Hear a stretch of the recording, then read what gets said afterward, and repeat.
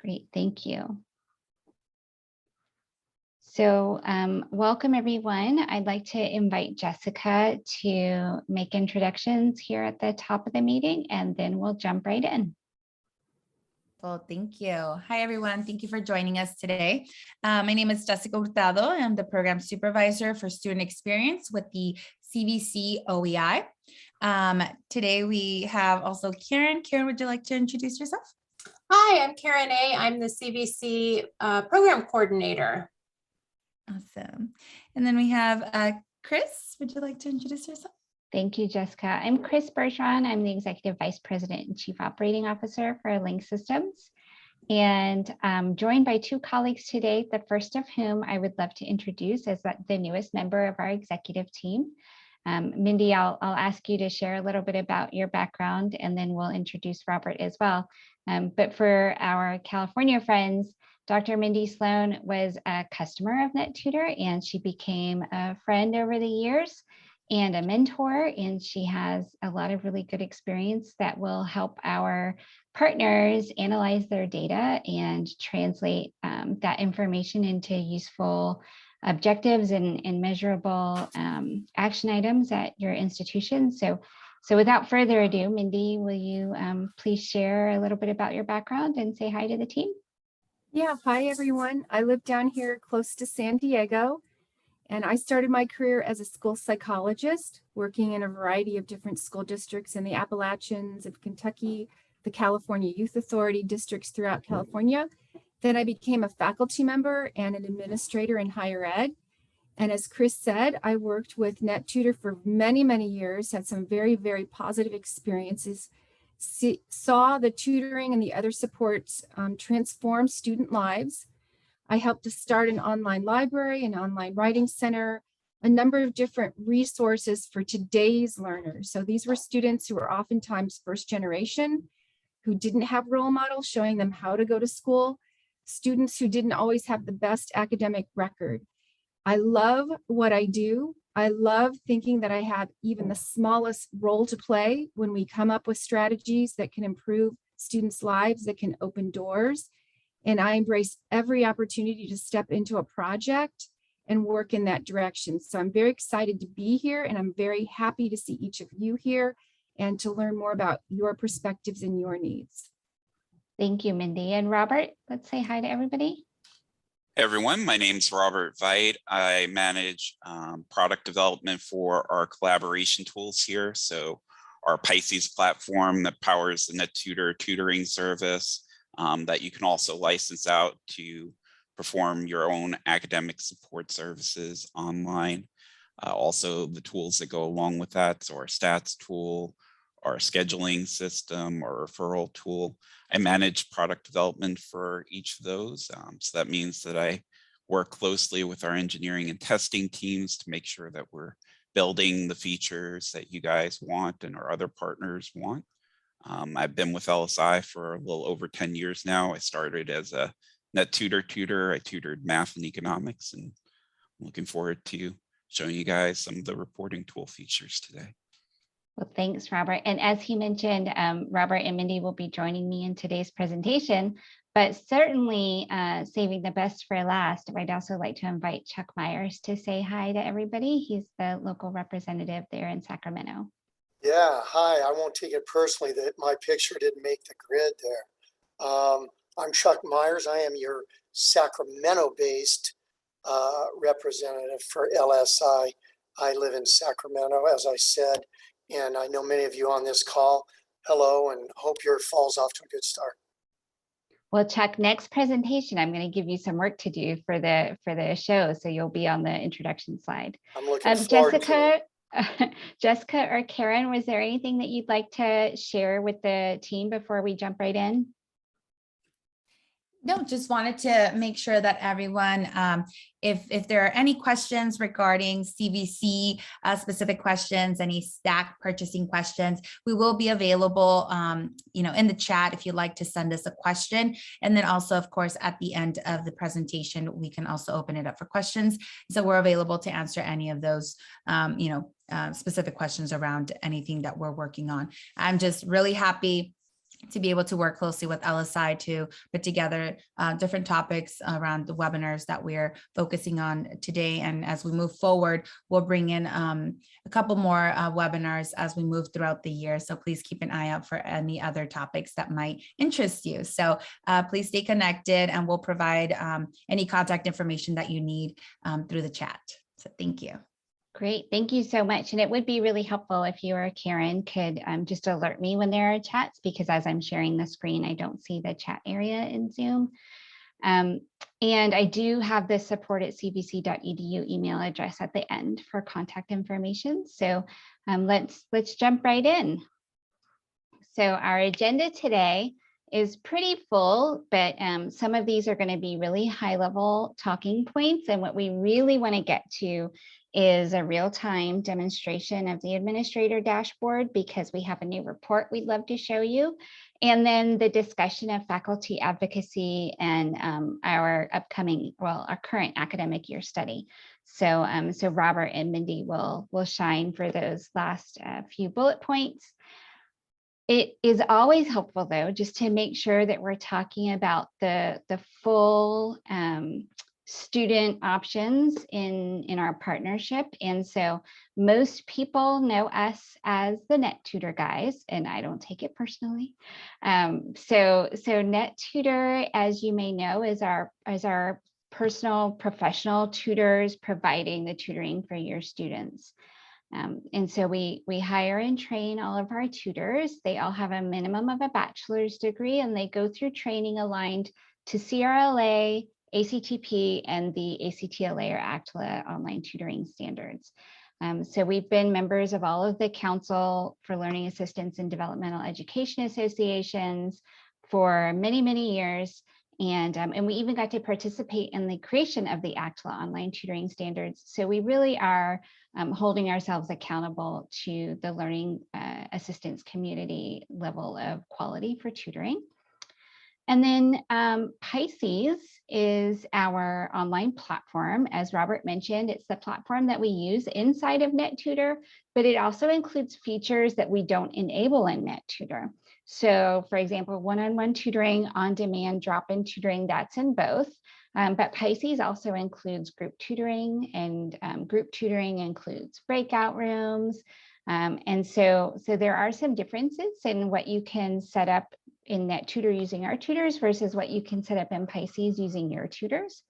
And we find that the best programs sort of use both, right? And NetTutor never wanted to take over the world. We want to support your students on that continuum of being able to get individual support from their instructor, right? Going to instructor office hours, or going to their TA, or asking a friend for their notes after class, or going to their campus learning center and working with tutors on campus who we support and admire very, very much. And I think we all used to be campus tutors. So, so we know the value of being there face-to-face, and unfortunately during COVID, the value of trying to replicate that face-to-face experience online. And we're not trying to replace that. What we're trying to do is supplement that. So, and then NetTutor would be the next part of that continuum of academic support.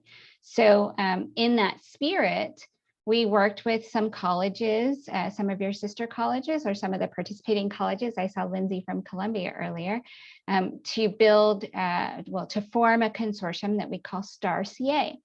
So STAR-CA is sharing technology and academic resources in California. It's a collection of California community colleges where a tutor from one college can be working with and helping a student from another college. So for example, Lindsay at Columbia College has a tutor in the consortium, but that tutor might work with a student from City College of San Francisco or from San Diego Mesa. So we really enjoy that collegial work that we do with all of the STAR partners. And it's a formalized consortium. We have a board, we call it the council, who sort of leads the memberships, and we develop a schedule every semester. And the goal is that as STAR-CA grows, The local tutors maintain most of the responsibility and therefore most of the pay for providing tutoring to the system students. So, so this is our spring 21 data.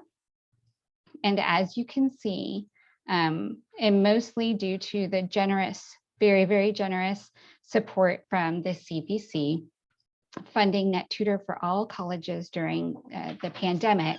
105 colleges are NetTutor partners, and we've had over 76,000 sessions just in spring, so that's January through May, and served over 33,000 hours. On the same, in the same workflow, we've had Pisces as a platform adopted and used by 33 colleges. And I know Jessica and Karen are looking for some of this data. And so this is the first draft of the data. It doesn't include our online conferencing mode. So we were really trying to focus on the modes that we believed were the one-to-one tutoring sessions. So I still think it's pretty compelling, over 42,000 sessions and over 31,000 hours. So that Pisces vertical are all your tutors at your school working with your students at your school. And so, you know, just look at how much of that productivity stayed within the California Community College system and did not get outsourced to your vendor partnership. And then STAR CA is our consortium. We started with 4 colleges a couple of years ago, and so it's sort of just growing naturally.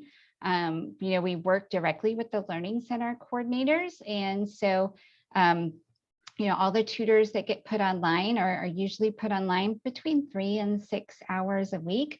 Now we staff just over 100 hours a week. But not all of the students have really figured out how to fit their schedule best with STAR CA's schedule, which has limited availability.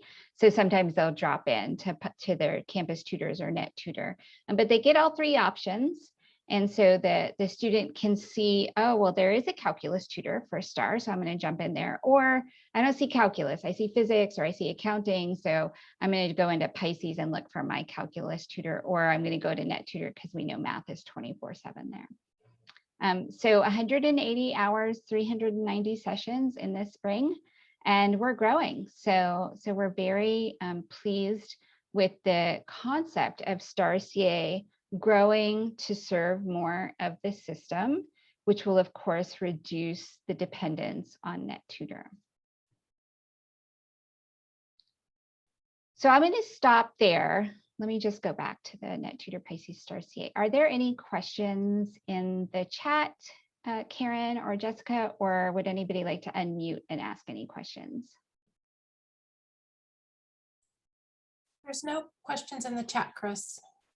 Okay, thank you.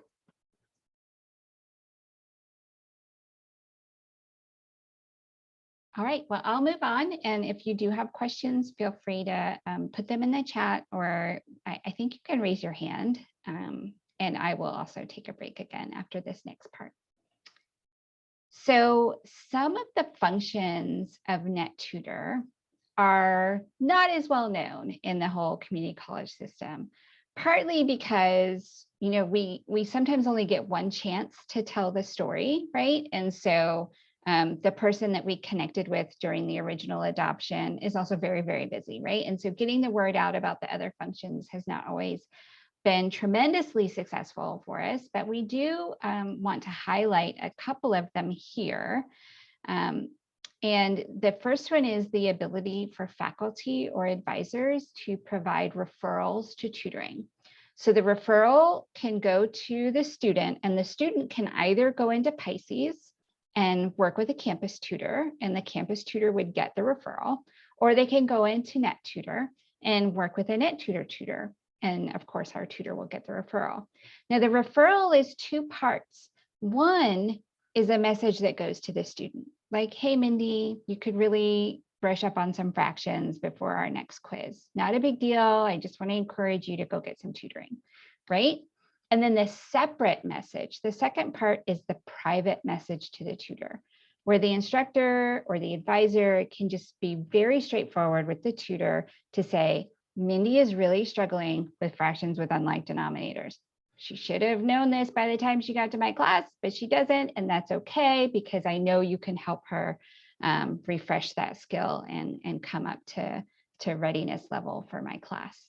Okay, so that's kind of like, we liken it to walking into the tutoring lab. Like you could walk down the hallway here at the Tampa office and go in the tutoring lab and tapping the tutor on the shoulder and sort of whispering in their ear, this is what I need you to do with this student.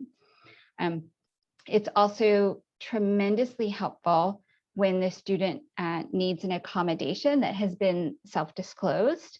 So the advisor or the DSPS officer can identify that a student needs a particular accommodation, and we're happy to work with that student and make sure that they get the support that they need.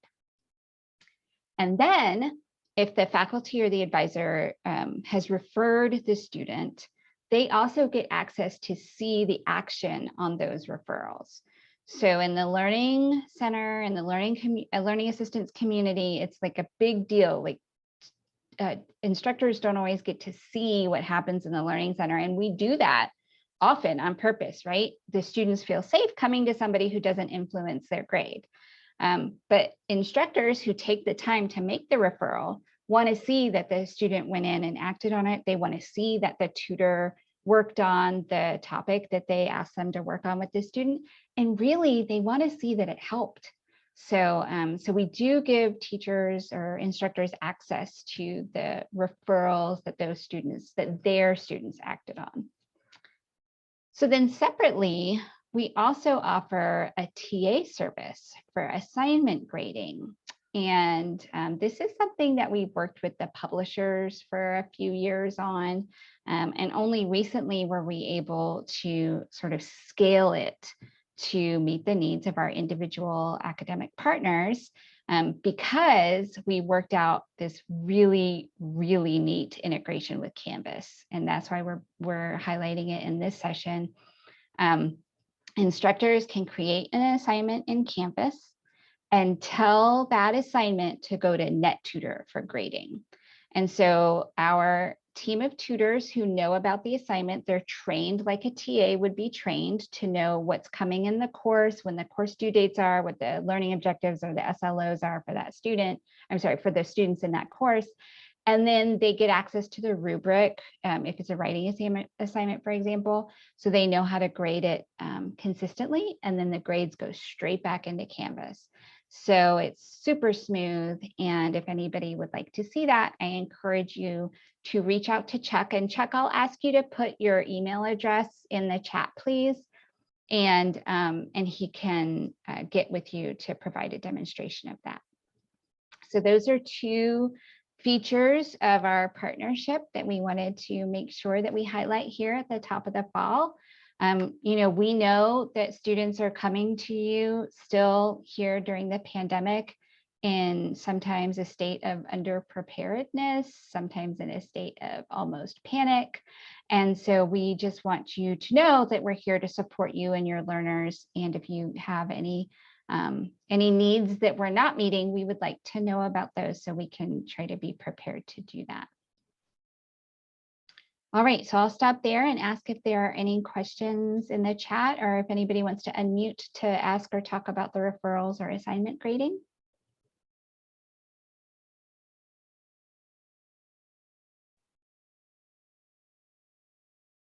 No questions in the chat.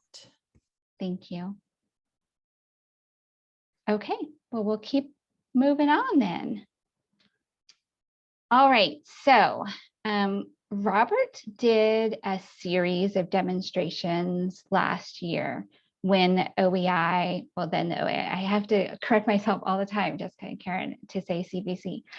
So when the CVC allocated a certain number of hours to each school, then that way the school could watch their hours, and when they were approaching the consumption of those hours, then they knew they would take back over the billing. So, so it was super critical for our partners to get into our administrator dashboard, which is web-based, and you log into it, and Robert's going to show it to us now, but he's going to do an abbreviated version of that because I really just want him to get to the new report that we developed, which is to alert you to power users. Some people will say people who abuse the free NetTutor service. And I just want to spin that a little bit to say the power users, because I don't think those students are coming in and trying to cheat, right? They're sucking up some resources that you need to distribute to your entire student body or the cohort that you've given access to. So, so Robert, without further ado, I'll let you take it away. And do I need to stop sharing so you can start sharing? I don't think so. It looks like I can take over the sharing. Go so for I'll do it. that. All right. So everyone can see my screen now? Mm-hmm. And Right, I great. just want to be clear, we're not going to show student data. You can see a bunch of school names here, but this is the masked view of our demo reporting tool.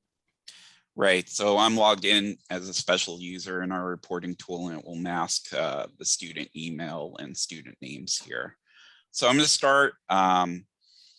When you log into your reporting tool that will come with your NetTutor and Pisces access, you'll see something like this. The only difference really will be that instead of seeing a bunch of schools here, you'll see your own school. And then you can specify the dates for which you want to pull up the data. So here I'm going to pull up data for the last week and select the get stats to get the two breakdowns that load by default. The first is what we call our service usage breakdown, which is going to break down your NetTutor usage by the type of session. So you'll see for live sessions, dropped off questions and papers, how many sessions you had for each, and then the sum of minutes for those. And then the other one that will load by default is our group usage table. And groups are essentially subjects. So this is kind of a breakdown by the different subjects that you offer NetTutor tutoring at your school. And then for each of those, you'll be able to see how many sessions and the total minutes. And for any of these session counts, you can actually click on those session counts to pull up a list of those sessions. So if I'm at Pierce College and I want to see these 12 English and literature sessions, I can select this 12 here and it will pull up a list of those different sessions. And for each of them, I can watch, view a version of that session. So if it's a live session, I can watch a video playback of the session. And if it's a paper or question, I can view static capture of the tutor's feedback for that session, as well as the original question and paper. We're not going to do that here because that would show student names. But if you guys have any questions about how to get into this stats tool, if you need a reminder of your account information, you can go through Chuck to get that information. We have a one-page PDF that will remind you how to log into the system. And then, and now Robert's going to show us the new report. I think you might have to log out or go to a different browser. Okay. I'll just mention briefly, though, you can also see a breakdown by the courses and students as well. So you can pull those up by selecting those buttons. So with that, I'm going to go ahead and switch to my other browser where I have the new report ready to show. So for this one, I'm actually using an account that doesn't mask the student info, but it's one of our internal installations. So all of the users here are just LSI users. So when you see names, they're just going to be people here. So to access this new report, and you should all have access to this with your stats tool account, you'll actually select the reports option from this NetTutor side menu. And then navigating to the report itself is pretty simple because it's just you select the only option that shows for each of these pages. So I select NetTutor sessions, students filtered by NetTutor usage. And by default, what it's going to show you is the list of students who have used 5 hours during the previous week, but you can change any of that info here to pull up a different list of students. So since this is one of our internal installations, it doesn't have a lot of usage, so I kind of have to go a bit far back to actually get students to load here. So I'll say students who have had 5 sessions since the start of the year. Select to search that. And then you'll see that it's going to pull up a list of those students for my internal installation here. And then for each of these students, you can select the sessions to view the details for those sessions.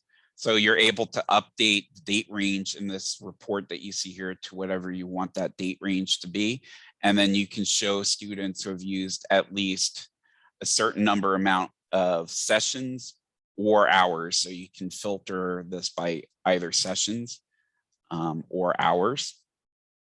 So here we pulled up the ones that the students who have used at least 5 sessions since the start of the year, but I could have just as easily pulled up the students who have used 5 or 10 or 15 hours since the start of the year or in the previous month. So all of that's customizable. And then So like Robert, any, right, I'm sorry to interrupt, but I would love to ask the audience if they could share in the chat. Does your learning center set a limit to the number of visits that a student can make during the week or during the semester or the term if you're on quarter system? Because this is what we're trying to help with, right? Both the power users who consume all the hours that need to be distributed to all of the students, but also the alignment with what students' expectations are on campus. So if you do have a limit for your students, we'd love to hear what that limit is. So for example, I know that Cuyamaca allows 2 hours per week, or at least that's what it was in the spring when we were developing this system. So we'd love to just make sure that our report is aligning with your needs. And then Robert, you can move on to, I think you're going to describe the subscription part.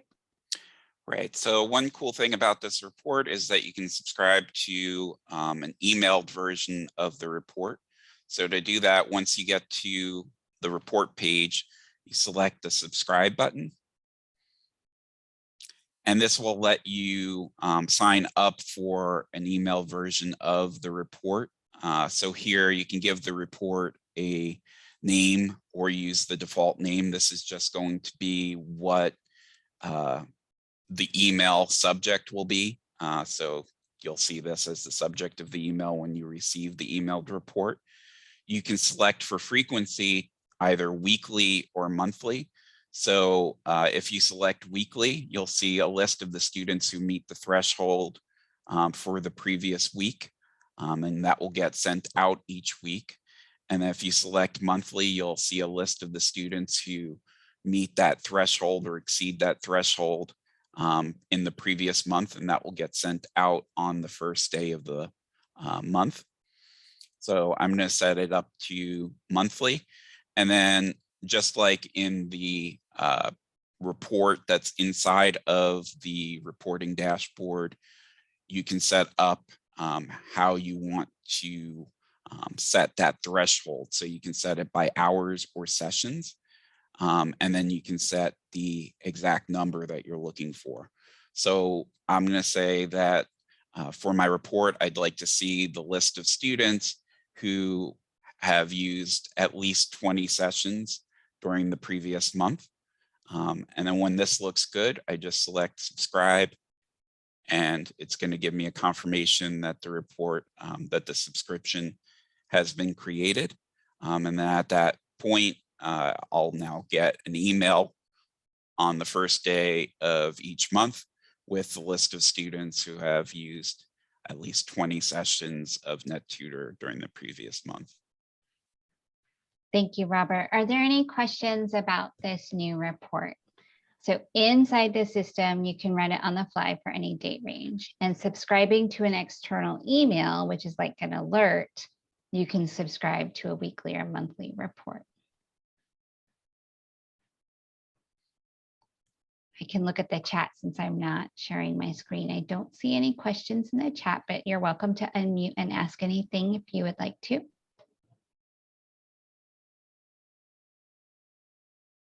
Okay, well, I'm going to go back to sharing my screen. Okay, Robert, thank you so much for your time and for sharing that demonstration with us. As I mentioned, if you need a reminder of your stats tool, we call it stats tool, but administrator dashboard, if you need a reminder of your dashboard access, you can email Chuck, who has put his email address in the chat area, and he will work with our support team to give you access. We do have a one-page direction sheet for how to sign up for those, the subscription to that report. And this is our first client-facing report that you can subscribe to. So that's why Robert was laughing a little bit when he said you go into the reports area and you pick the one that's there. So we're looking forward to building more reports that help you manage your student usage and do your job. So every day we are looking for feedback, and that feedback can also come through Chuck into our market development process. And as the lead product manager, Robert would get all of that information. And sometimes I have a phone call, sometimes Robert puts together focus groups. And we usually have a big focus group, a UX focus group at ACTLA every year. So if you're not participating in how to get what you need out of NetTutor or from Link Systems in your partnership with us, we would love to hear from you and just make sure that we keep those lines of communication open. So thank you, Robert, and we'll move on now. So Mindy, I'm sorry, I don't know if you want to talk about this slide or if you want me to just sort of introduce the idea, but you tell me. You want to take over from here? You keep going, Chris. Okay. So what we had hoped to do was have some faculty join this session with us. And as you can imagine, trying to get commitments at the top of the semester was not as easily done as one would have hoped. So what we did do, however, was gather this feedback from how our faculty partners are working with their learning centers to promote attendance. And these are the most common responses that we got back. Especially for apportionment in California, many faculty are referring their students, recommending visits to tutoring. That's where apportionment comes in.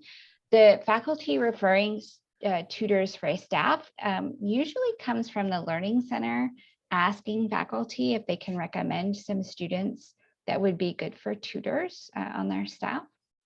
And sometimes, as you know, they weren't the straight A student. They might have been the student that struggled to get from a C to a B or to a B to an A. And those students can relate with the other students who are struggling in that course. And if the faculty recognizes that that student persisted, that's another great quality in a tutoring staff. So those are the two ways that we heard the most from faculty. The middle one is a little controversial, that faculty will assign visits to tutoring, which we all know is awesome when the student didn't know anything about tutoring and they come in and they're blown away by the fact that there are real life humans who want to help them. A little less awesome when the student comes in dragging their feet and doesn't want to be there. So we're on the fence, and we put that one in the middle on purpose, because then we get into the less fun things that come up during surveys about faculty advocacy. Students complain to faculty about tutoring, and it may be legitimate, right? We've had situations where we book into a session and we apologize to the student for that experience, and we go back to the instructor and help to reassure them that it'll be better next time, and then we show them that it was better, usually the student will come in and have a better experience. I'm sure that happens on campus too. I know for sure that happened when I was a tutor on campus, sometimes because I was the only calculus tutor available at the University of Tampa, and I needed to work with more than one student at a time. And if you know calc problems, they can take 45 minutes. And there wasn't enough of me to go around. Or students, and sometimes even faculty, don't understand the goals of tutoring. And there's not really a way that you can sit someone down and say, hey, well, let me educate you, right? You don't want to do that. So what you'll work on is promoting the fact that tutoring is not teaching. You know, sometimes the best way to describe what tutoring is just to describe what it's not. And that tutoring is not cheating, right? We know plenty of faculty who are like, hello, look what Chegg did. If students go online and they get tutored, they're getting they're cheating in my class. So you know, sort of setting those expectations are the things that we work on to help build faculty advocacy at our partner institutions. And so that's first of all, the investigation of a question like this, the survey of our partners, the compilation of the best and the worst of the answers and sharing them back out with our community. That's part of what Mindy is going to be doing with our team. And she'll work on NetTutor, but she'll also work on Pisces and Sophia data. So topics that are of interest to what are your campus tutors doing online, and you know, what are your math or your English classes doing for homework? Those are all things in Mindy's wheelhouse. And so now the next slide, she's definitely taken over, and I will let her take it from there. And I would say too about faculty, our data show very clearly, and they have for a very long time, that students benefit most when we have a good, healthy, honest, transparent relationship with faculty. Faculty are our greatest ambassadors in many ways and our greatest partners. And faculty can use our data in so many ways. And it makes me sad when I don't see those data used to improve the experience for students. So yeah, there are many studies. We have known since the early 80s that tutoring makes a significant difference in terms of student learning. And you guys might remember the seminal work of Benjamin Bloom back in 1984, where he found that students who had tutoring experienced learning 2 standard deviations greater than those who only got exposed to conventional instruction. So 2 standard deviations, and the 2 groups were alike. He also found that the average student who received one-on-one tutoring performed better than 98% of students, a like group of students who were exposed only to conventional instructional methods. Those studies have been replicated for decades, for 40 years, and found to be true across grade levels, across subjects, across demographic groups. So there's a lot of research that really documents the effectiveness of one-on-one tutoring. But I don't think we should get lazy or too comfortable with those data. Today's learners are different. We have more adult learners going back to school with competing priorities. We have, thank goodness, more diversity in the population of students who are choosing further education.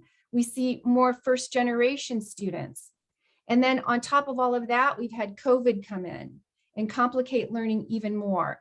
So we need to keep doing these studies, and we need to continue to understand how we can maximize the positive effects of tutoring to really impact student learning and help them achieve their goals. So the most important reason to do research and to provide tutoring is to improve student learning. That's what gets us up in the morning. That's our common foundation. That's the goal that we share across, I would hope, across institutions. But you can also use the data to inform curriculum instruction. And this is where I really want to get engaged more with faculty and perhaps IDs. What are students asking? If they're coming into that calculus class and they're asking the same question about that week 3 assignment, what does that tell us about our curriculum? What can we do to improve that assignment? Or maybe we need to provide more instruction around the content needed to complete that assignment. So how can we inform curriculum instruction? We don't have all the resources that we want. I don't know, maybe that'll happen someday. I've never seen it. I have hope, but we need to be very strategic and we need to target where our tutoring happens, probably in the entry-level courses, the STEM courses. That's my guess. It shouldn't be my guess. It should be something we see in the data because we need to respect our budget limitations. We may not like them, but we need to see where we can have the greatest impact with the least resources. And Chris, if you want to go to the next slide. These are a few specific questions I think are important to ask. To what extent is tutoring being used? Now, why is that important? Because my research over the last, I would say about 15 years has shown many of the students who we know could benefit from tutoring don't use it. Now, why don't they use it? We've had focus group after focus groups, and I don't know if what I found will be true for CVC, but I'll give you a little insight into what I found. We looked at it by every different demographic group and age group. We saw no difference. Students of all ethnic backgrounds, race, all use tutoring equally, but there was one group for many years who was least likely to reach out for help, most reluctant to ask for help when it could help them. Anybody want to guess what group that is? And Robert, don't be offended. Chuck, don't be offended. It's men. So over and over and over in our data, we kept seeing that males were least likely to reach out for help. Maybe you won't see that in your data, but if you do, then you know to take action, reach out and develop strategies to reach those learners.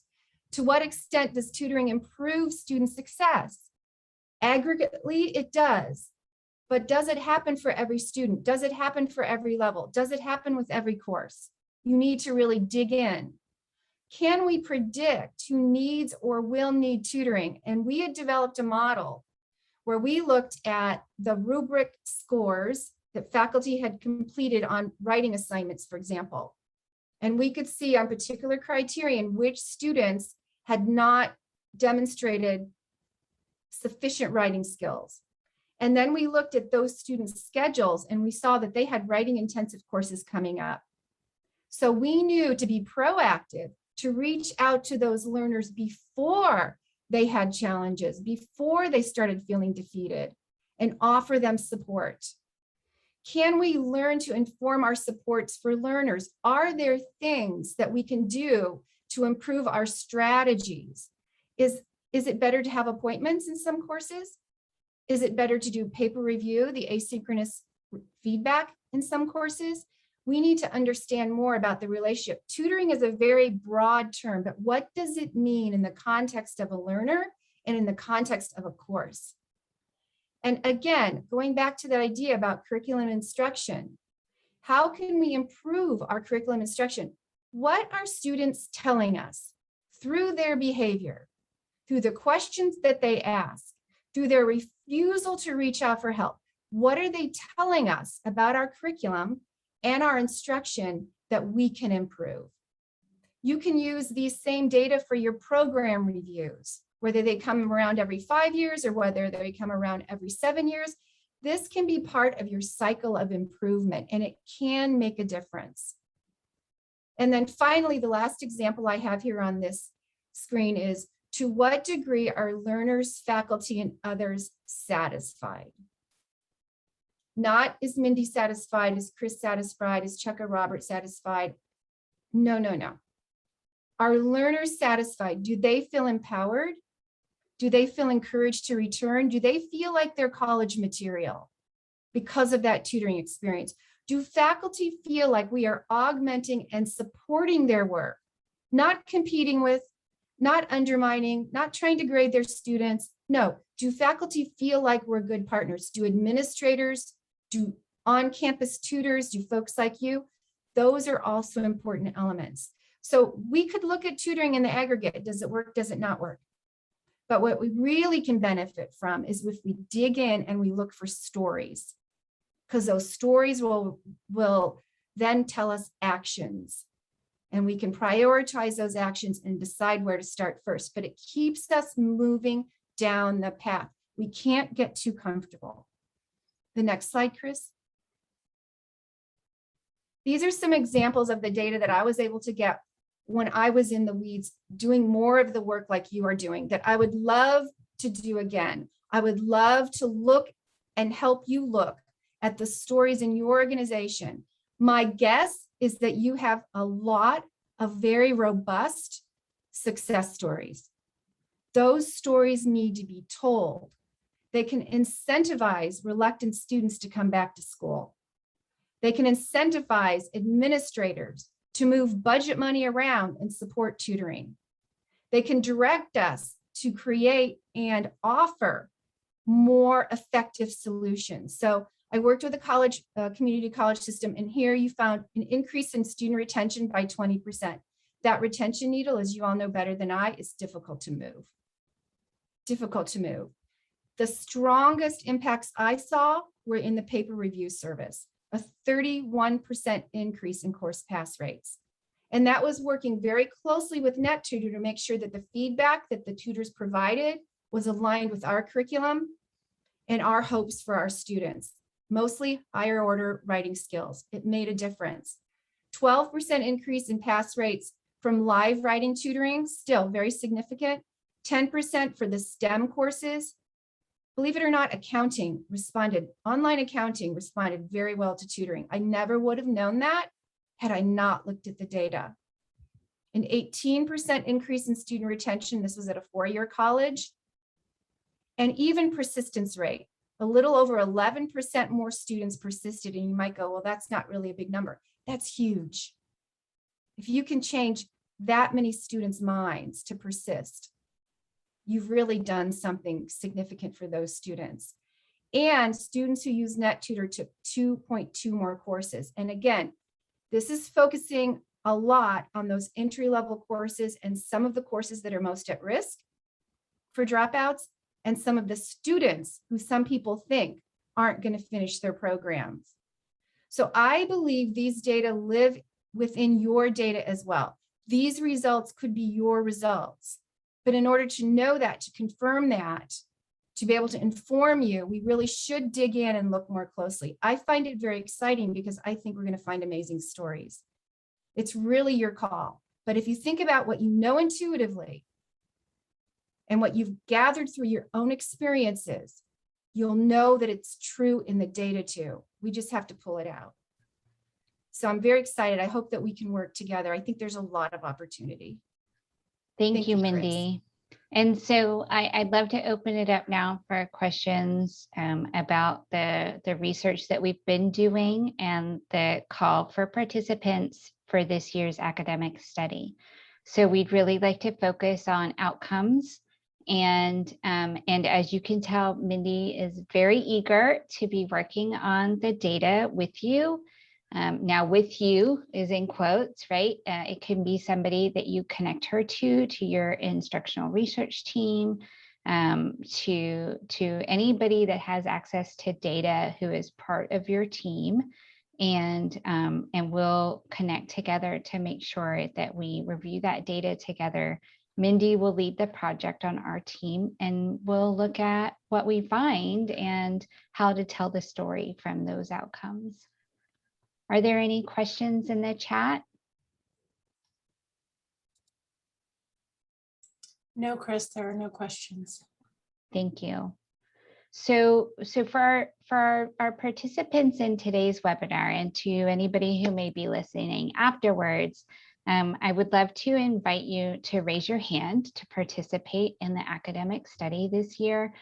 You can send your contact information to Chuck, and then Mindy and I will work together on making sure that the list of projects that she's working on is the right level of effort to make sure that she is not overwhelmed with projects for the year.